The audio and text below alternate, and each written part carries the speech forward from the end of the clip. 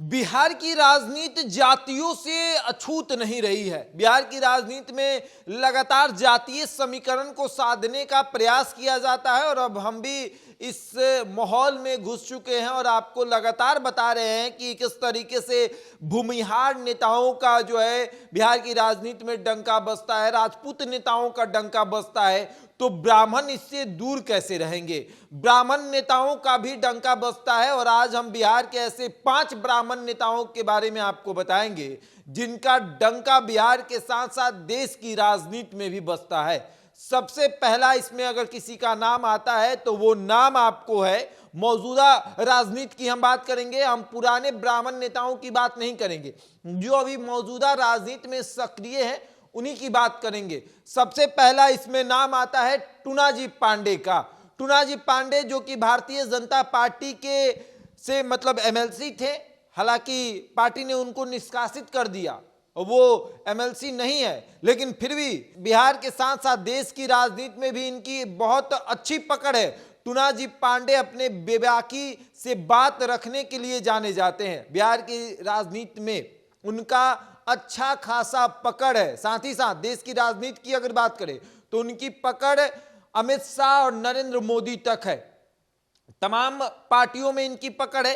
कांग्रेस में जितनी इनकी अच्छी पकड़ है उतनी ही अच्छी पकड़ इनकी भाजपा में भी है, राजद में भी है। लालू प्रसाद यादव के साथ भी बैठकर ये बातचीत करते हैं, तो वहीं नरेंद्र मोदी के साथ और अमित शाह के साथ भी बैठकर अच्छे से बातचीत करते हैं। कांग्रेस के कदावर नेताओं के साथ भी बैठकर बातचीत करते हैं। हाँ, नीतीश कुमार के साथ इनका मेल नहीं बैठ पाता है।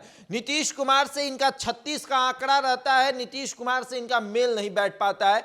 टूनाजी पांडे के छोटे भाई जो है वो राजद से विधायक है, लेकिन टूनाजी पांडे का अपना ही रुतबा है, अपना ही जलवा है। सिवान में इनकी पकड़ इतनी है कि लोकसभा का चुनाव लड़ने की ये बात करते हैं और टूनाजी पांडे का अगर ये समझे कि उनकी राजनीतिक विरासत क्या है तो आपको एक बार सिवान जाना पड़ेगा। जब सिवान आप जाइएगा तब आपको टूनाजी पांडे का कद समझ में आएगा।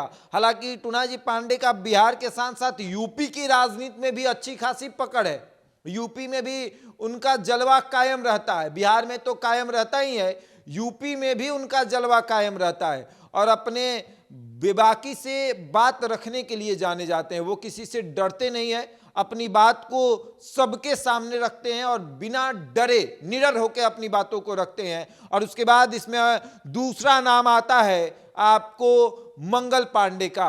मंगल पांडे बिहार भाजपा के प्रदेश अध्यक्ष रह चुके हैं, स्वास्थ्य मंत्री रहे और लगातार बिहार सरकार में मंत्री रहने के बाद अभी मंगल पांडे बिहार भाजपा में कदावर नेता माने जाते हैं। और उसके बाद अगर इसमें नाम आता है तो आपको मदन मोहन झा का नाम आता है।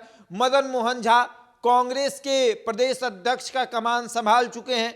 लगातार कांग्रेस को वो आगे बढ़ाते रहे, कांग्रेस के कदावर नेताओं में इनकी गिनती होती है। मदन मोहन झा जो है वो अपनी पकड़ कांग्रेस के कदावर नेताओं तक रखते हैं। बिहार के मुख्यमंत्री नीतीश कुमार से भी इनकी अच्छी खासी बनती है, मेल खूब अच्छा बैठता है। उसके बाद इसमें नाम आता है मनोज झा का। अब मनोज झा का नाम आते ही आपको ठाकुर का कुआं याद आ गया होगा। मनोज झा बुद्धिजीवी व्यक्ति हैं, प्रोफेसर हैं और पढ़े लिखे व्यक्ति हैं।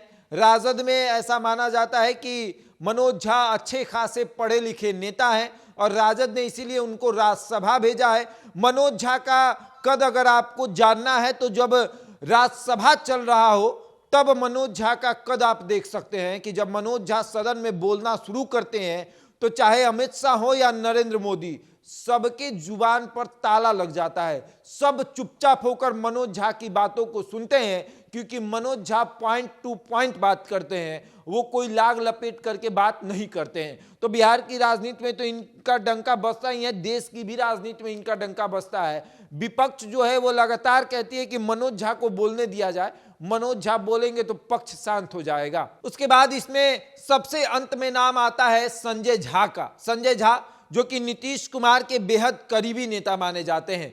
वर्तमान में वो जल संसाधन और जनसंपर्क विभाग के मंत्री हैं, नीतीश कुमार के बेहद करीबी नेता माने जाते हैं। यानी कि अगर संजय झा कहे नीतीश कुमार को कि सर हमको दाएं चलना है, तो नीतीश कुमार एक बार भी नहीं सोचेंगे कि हमको दाएं नहीं चलना है, नीतीश कुमार दाएं चलेंगे।